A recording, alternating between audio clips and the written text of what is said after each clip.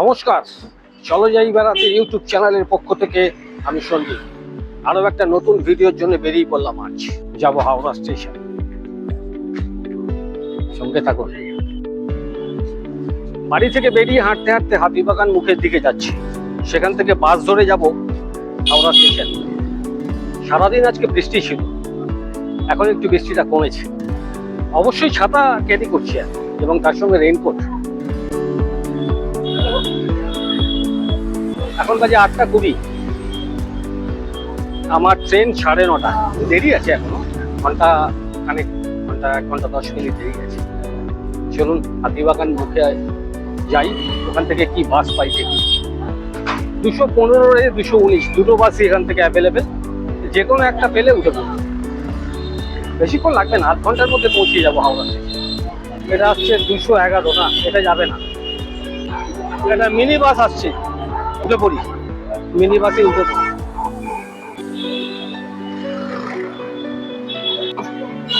বাসটা ফাঁকাই আছে, বসে পড়ি এখানে।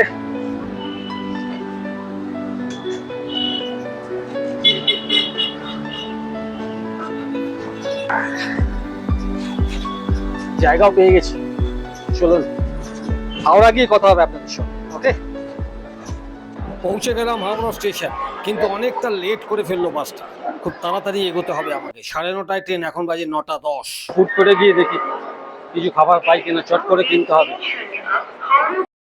নিজেও আমাদের থেকে কিছু নিইনি, প্যাটিস। এদিক ওদিক ঘুরে দেখার কিছু আর সময় পেলাম না। মিয়ামোর থেকে একটা ইন্টারনেট নিলাম, একটা চিকেন প্যাটিস নিলাম, আর একটা স্লাইস কেক নিলাম, যেটা সকালে চা দিয়ে ট্রেনে খাবো। এই নিয়ে তাড়াতাড়ি হাঁটা দিলাম। আমার ট্রেন দিয়েছে 8 নম্বর প্ল্যাটফর্মে। চলে এলাম 8 নম্বর প্ল্যাটফর্মে। দাঁড়িয়ে আছে 13071 হাওড়া জামালপুর এক্সপ্রেস। আমার কোচ নাম্বার S7 স্লিপার, হয়তো সামনের দিকে। চলো এগোনো যাক।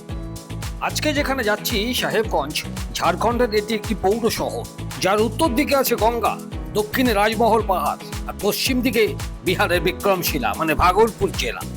আমি আজ যাচ্ছি স্লিপারে, 225 টাকা ভাড়া। তাছাড়াও বিভিন্ন ভাড়ার তালিকা আপনাদের সামনে তুলে ধরলাম। আপনার যেটা খুশি টিকিট কাটুন, বেরিয়ে পড়ুন। শুরুতেই জানিয়ে রাখি, ভ্রমণটিকে দুটো পর্বে ভাগ করেছি। আজকের পর্বে থাকছে সাহেবগঞ্জ পৌঁছানো এবং কোথায় থাকবেন তার সম্পূর্ণ তথ্য। কোনো জল কেনা হয়নি, জলও কিনতে হবে। অনেক লেট করে দিল বাসটা, রাস্তা খুব জ্যাম, ভীষণ জ্যাম। এই হচ্ছে আমার কোচ S7 33, এইখানে আছে আমার 33। চলো ওঠা যাক।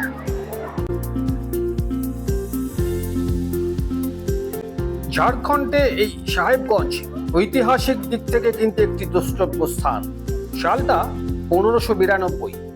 সম্রাট আকবরের সেনাপতি রাজা মান সিং যখন এই রাজমহলকে বাংলার রাজধানী করেছিলেন, তখন মুঘল আমলে এটাই ছিল সরকারের কেন্দ্রস্থল। রাজমহলের বেশ কিছু ধ্বংসাবশেষ আজও দৃশ্যমান। এই হচ্ছে 33 লোয়ার বার্থ। সিনিয়র সিটিজেন হয়ে গেছি, তাই তো লোয়ার পেয়েছি।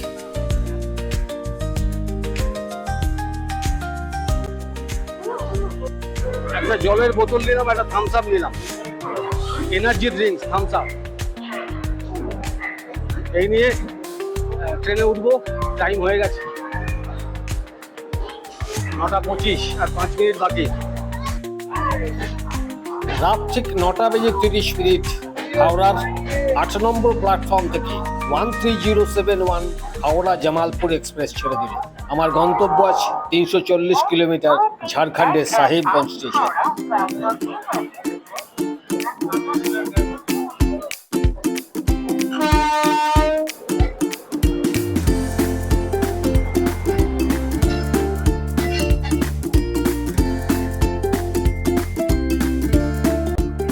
আজকে আমার এই জার্নিতে টোটাল 340 কিলোমিটার যাত্রা করব।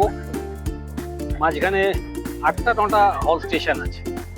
প্রথম স্টপেজ হচ্ছে বর্ধমান, তারপর শান্তিনিকেতন, সাঁইথিয়া, পাকুড়, সাহেবগঞ্জ। সাহেবগঞ্জের এর টাইমিং হচ্ছে রাত 3:30।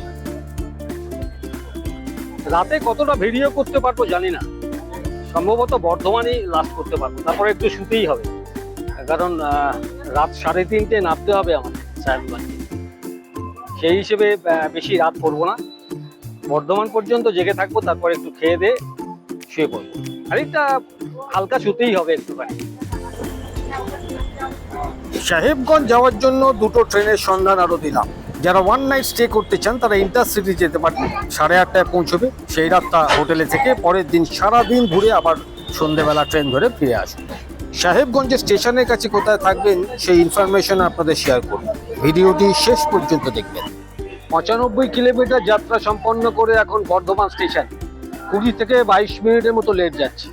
আপাতত আর ভিডিও করব না, এবার একটু রেস্ট নেব। 3:30 নামতে হবে।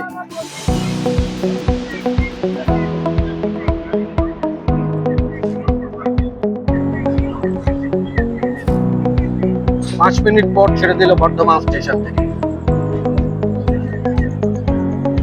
আজকের মতো টাটা, গুড নাইট। দেখা হবে 3:30-র সময়, না কখন পৌঁছে দেখা যাক। রাইট টাইম হলে 3:30, না হলে পরে দেখা হবে।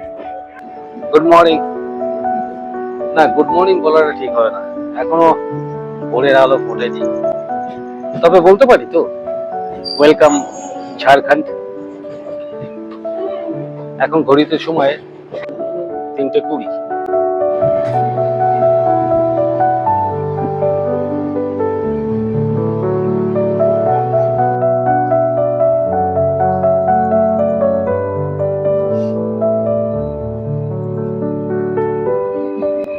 নমস্কার, ঝাড়খণ্ডের সাহেবগঞ্জ থেকে সকলকে স্বাগত।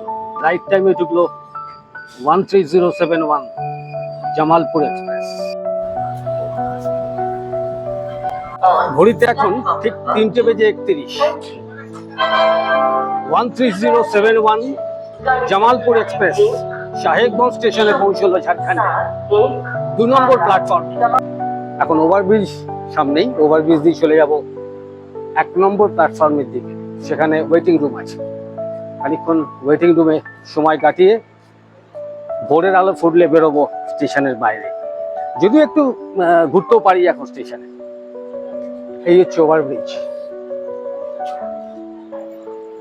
সামান্য বৃষ্টি হয়েছে, প্ল্যাটফর্ম ভিজে আছে।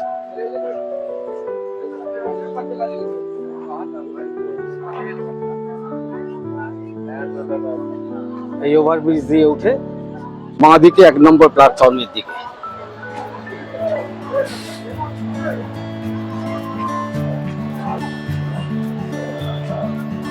ভালোই এলো ট্রেনটা, একদম রাইট টাইমে ঢুকিয়েছে সাহেবগঞ্জ। ভেবেছিলাম একটু লেট করলে বরঞ্চ ভালো হতো, ভোরের আলোটা একটু ফুটতো, কিন্তু একদম ডট 3:30 ঢুকিয়েছি।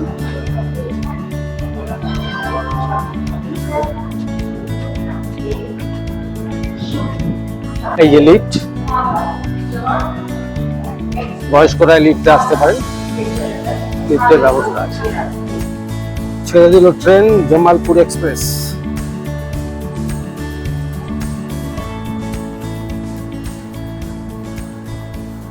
সাহেবগঞ্জ স্টেশনটা কতটা সাজানো গোছানো একবার দেখুন। কি সুন্দর লাইটিং করা এই সাহেবগঞ্জ স্টেশন, সুন্দর, দেখলেও ভালো লাগে। এখন 3:40। পরিষ্কার করা চলছে, অপূর্ব। স্টেশনটা দেখে সত্যিই খুব ভালো লাগলো। একটু চা খেতে হবে। হ্যাঁ, এই খোলা আছে, এইখানে চায়ের দোকান খোলা।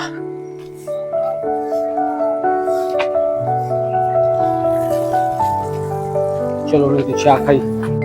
दादा एक तो चाय दीजिए, भाड़ में देगा। कितना? 10 रुपया, ठीक है।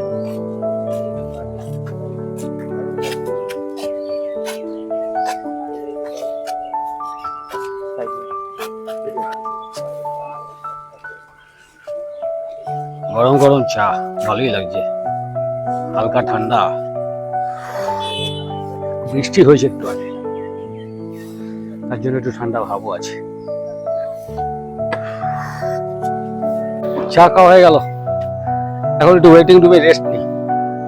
এই 4:30 নাগাদ বেরোবো, অটো ধরবো, অটো ঠিক করে যাব সাইট সিন করতে, সব দেখাবো আপনাদের। তার আগে স্টেশনটা আরেকবার দেখিয়ে দিই আপনাদের। দেখুন কি অপূর্ব স্টেশনটা, দেখুন। এটা অ্যাকচুয়ালি স্পেলিংটা দেখেছেন, সাহিবগঞ্জ। আমরা সবাই সাহেবগঞ্জ বলি। আজান শুরু হয়ে গেল, এখন বাজে ঘড়িতে 4:10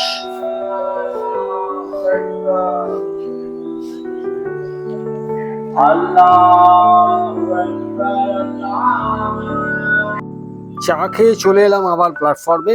এখানে ডরমেটরির ব্যবস্থা আছে, সিঁড়ি দিয়ে ওপরে। আমি ডরমেটরিতে থাকবো না, আমি ফার্স্ট ক্লাস ওয়েটিং রুম আছে সামনেই, সেখানেই একটু রেস্ট নিই, তারপর বেরোবো একটু হোটেলের সন্ধানে। আপনারা এই সাহেবগঞ্জে এলে কোথায় থাকবেন, ওয়ান নাইট স্টে করতে পারেন, তার ইনফরমেশন দেওয়ার দায়িত্ব কিন্তু আমারই। তাই আমি একটু বাদেই বেরোবো, বেরিয়ে হোটেল কি আছে না আছে সব কিছু আপনাদের সঙ্গে শেয়ার করব। এই হচ্ছে আপার ক্লাস ওয়েটিং রুম। এদিকে টয়লেট আছে, পরিষ্কার পরিচ্ছন্ন একদম টয়লেট।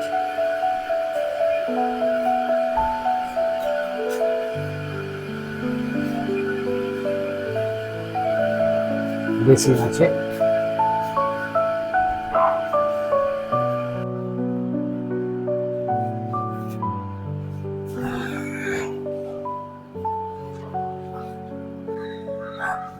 খানিকক্ষণ ওয়েটিং রুমে কাটালাম, তারপর বেরিয়ে পড়লাম রাস্তায়। এখনো ভোরের আলো ফোটেনি পুরি। কিছু হোটেলের সন্ধানের জন্য বেরিয়ে পড়লাম। এই হচ্ছে স্টেশন, এই সামনে স্টেশন। এই এখানে একটা হোটেল, হোটেল আকাশগঙ্গা। এই রাস্তায় অনেকগুলো হোটেল আছে, এদিকেও আছে অনেকগুলো হোটেল, একদম স্টেশনের কাছেই। ঘুরে ঘুরে অনেকগুলো হোটেলের সন্ধান দিলাম, তার ফোন নাম্বারও জোগাড় করলাম। এর মধ্যে নীলিমা প্যালেস একটু বেটার, নাইট স্টে করার জন্য আদর্শ জায়গা। আমি যেহেতু আজকেই ফিরে যাব, তাই আমি আকাশগঙ্গায় থাকলাম। এটা রেট হচ্ছে 400 টাকা, 600 টাকা সিঙ্গেল বেড, আর ডবল বেডের ভাড়া 1000 থেকে 1200 টাকার মধ্যে। দেখে ভালো লাগলো, সাহেবগঞ্জ স্টেশনও হেরিটেজ স্টিম ইঞ্জিনটা রাখা আছে। সাধারণত আমরা এনজেপি স্টেশনে দেখে এসেছি, আমি অবশ্য জামশেদপুরেও দেখেছি। চলে এলাম আকাশগঙ্গা হোটেলে। আমার একার জন্য ঠিক আছে, সিঙ্গেল বেড। ফ্রেশ হলাম, ব্রাশ করলাম, প্রাতঃকর্ম সারলাম, স্নান করলাম, এবার বেরিয়ে পড়বো। তার আগে অবশ্য একটু ব্রেকফাস্ট করে নিই। চলুন, একদম স্টেশনের উল্টো দিকে।